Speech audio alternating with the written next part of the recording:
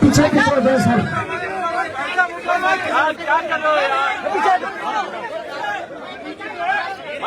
नीचे रख, नीचे थोड़ा सा नीचे, हाँ नीचे रख लो, गिरे ना।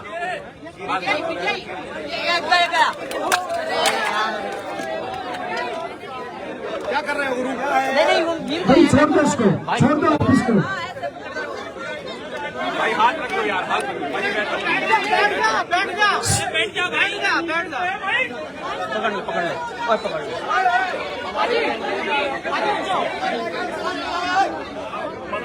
भाई यार इतना जा। सिद्धू साहब प्लेयर से मिलने आए थे, खिलाड़ियों से बात कीजिए, क्या बात हो रही है आप?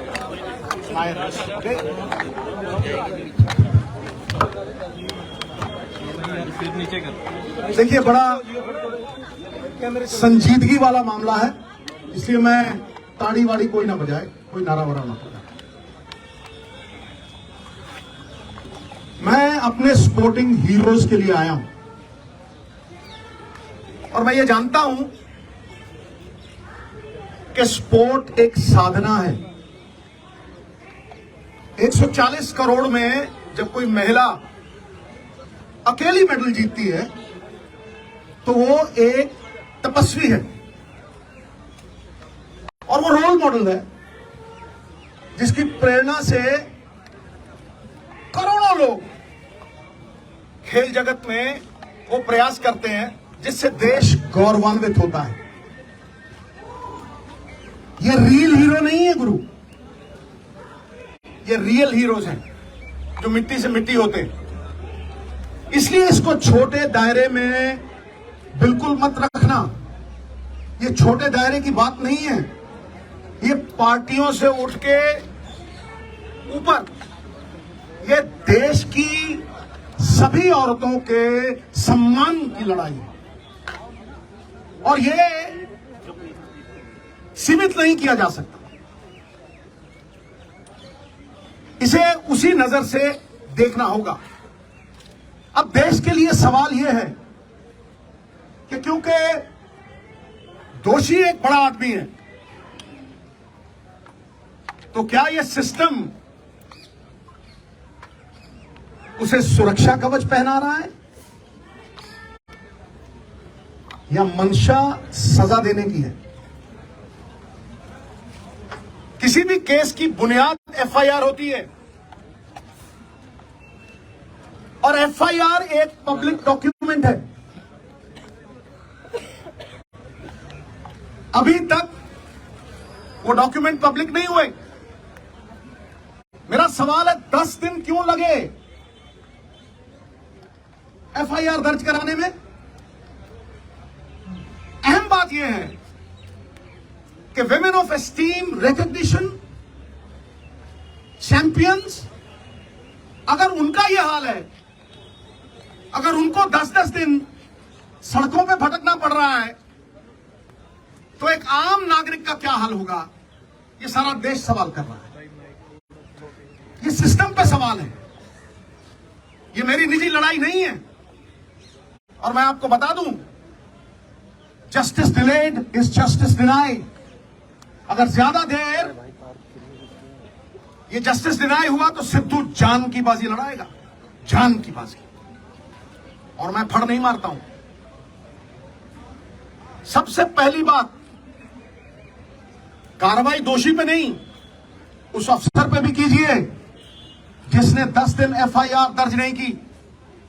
Lalita Kumari versus the state of UP, it is mandatory to register the FIR once a cognizable offense is deciphered.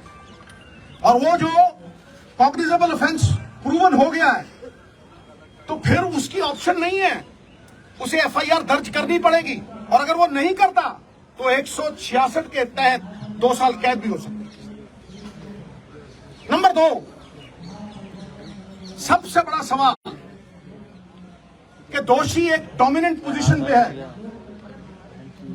Accused एक डोमिनेंट इन्फ्लुएंशियल पोजीशन पे है, वो किसी का भी करियर बिगाड़ सकता है और किसी को भी धमका सकता है, तो फिर आप कैसे एक्सपेक्ट करते हैं कि वो इतनी डोमिनेटिंग पोजीशन पे है, एक फेयर इन्वेस्टिगेशन होगी? Where is the moral authority now? He must resign for a fair probe, for a fair investigation. FIR दर्ज इसलिए नहीं की गई, कमेटी बनाने का मतलब पूरा देश समझता है। You are sweeping things under the carpet. FIR का मतलब, इसका कमेटी का मतलब क्या है कि ठंडे बस्ते में डाल दो, भटकने दो और देरी करो, डिले करो। दिल्ली डाली कितनी कमेटियों ने सजा दी है भाई? फिर अहम सवाल जिसपे मैं आ रहा हूं, सबसे महत्वपूर्ण सवाल, अब जो FIR हुई है और कोर्ट की प्रोसीडिंग से मैं पूरी तरह से कन्विंस्ड हूं, वो पॉस्को एक्ट के तहत हुई है। पॉस्को में, POCSO is not a bailable offence. जब वो बेलेबल ऑफेंस नहीं है, किस धारा के तहत किया है? आप माइल्ड FIR तो नहीं कर रहे उसे क्लीन चिट देने के लिए, बैकडोर एग्जिट देने के लिए? बताइए किस धारा के तहत आपने वो किया है? और क्योंकि वो माइनर की कंप्लेंट है, उसमें कंसेंट मैटर नहीं करती। मिनिमम सजा 3 से 5 साल है, अरेस्ट क्यों नहीं हुई? I am asking the question, ये अरेस्ट क्यों नहीं हुई? और सबसे बड़ी बात, इस बात को मैं आपको विनती कर रहा हूं, इस बात को मैं चिल्ला चिल्ला के कह रहा हूं कि अगर आप सच तक पहुंचना चाहते हैं, अगर आप तथ्यों तक पहुंचना चाहते हैं, you want to uncover the truth, तो जैसे बाकियों की होती है, custodial interrogation is a must. पकड़ो जैसे होता है, अरेस्ट करो और कस्टोडियल इंटेरोगेशन, वरना it is a meaningless exercise, फिर उसका कोई फायदा नहीं है। बारंबार 10 दिन भटकाते रहे हो, इतने बड़े बड़े लोग हैं, तालीम का जोर इतना, तहजीब का शोर इतना, अरे बरकत क्यों नहीं होती? तुम्हारी नीयत में खराबी है, तुम्हारी नीयत में खराबी है। और देवताओं की नीयत में भी आ जाए अगर फर्क, नजारा चाहे जन्नत का क्यों ना हो जाएगा गर्क। सो ये सबसे अहम मुद्दा है साहब। क्या कानून ऊंचे लोगों के लिए दोहरे मापदंड रखेगा? जिन्होंने देश को गौरवान्वित किया, जिन्होंने मेडल जीते, will you belittle them in front of a nation of 140 crores? Why is this happening? अरे जिनके मत से बनती हैं सरकारें, खेल जगत के चमकते हुए सितारे, आज सड़कों पे दर बदर भटक रहे बेचारे। क्यों? Is the law different for the high and the mighty? It cannot be. Resignation होना चाहिए, इंटेरोगेशन होनी चाहिए, और सबसे बड़ी बात, अरेस्ट करके कस्टोडियल इंटेरोगेशन। मैं इस केंद्र बिंदु पे खड़ा कर रहा हूं। केंद्र बिंदु तो ये लड़कियां हैं। अरे साहब, शेरनियों की दहाड़ है इनकी। नहीं तो जब ऐसे केस होते हैं, धन्य है हमारी संस्कृति, कितने ही बब्बर शेर हो जाए, सवारी तो दुर्गा ही करती है, समझे? धन्य है वो मां बाप जिन्होंने ऐसी बेटियों को जन्म दिया जो जुर्रत रखती हैं, जो सवाल करती हैं। क्या आपको लगता है कि ये सिर्फ अपने लिए लड़ रही हैं? ये पूरी दुनिया की औरतों के सम्मान के लिए लड़ रही हैं। और ये दहाड़ चंद लोगों तक सीमित नहीं है, ये मूवमेंट है, movement. It is a movement. You will see support pouring from all quarters. इसे रोक नहीं सकेगा तूफान, जब झूम के उठेगा तिनकों से न टाला जाए। सो मेरी आपसे रिक्वेस्ट है, मैं बात लंबी नहीं खींचना चाहता, बात टेक्निकल करूंगा, बात लीगल करूंगा और बात वो करूंगा जो देश की आवाज है। ये देश देखना चाहता है कि दोहरे मापदंड क्यों हैं बड़े लोगों के साथ।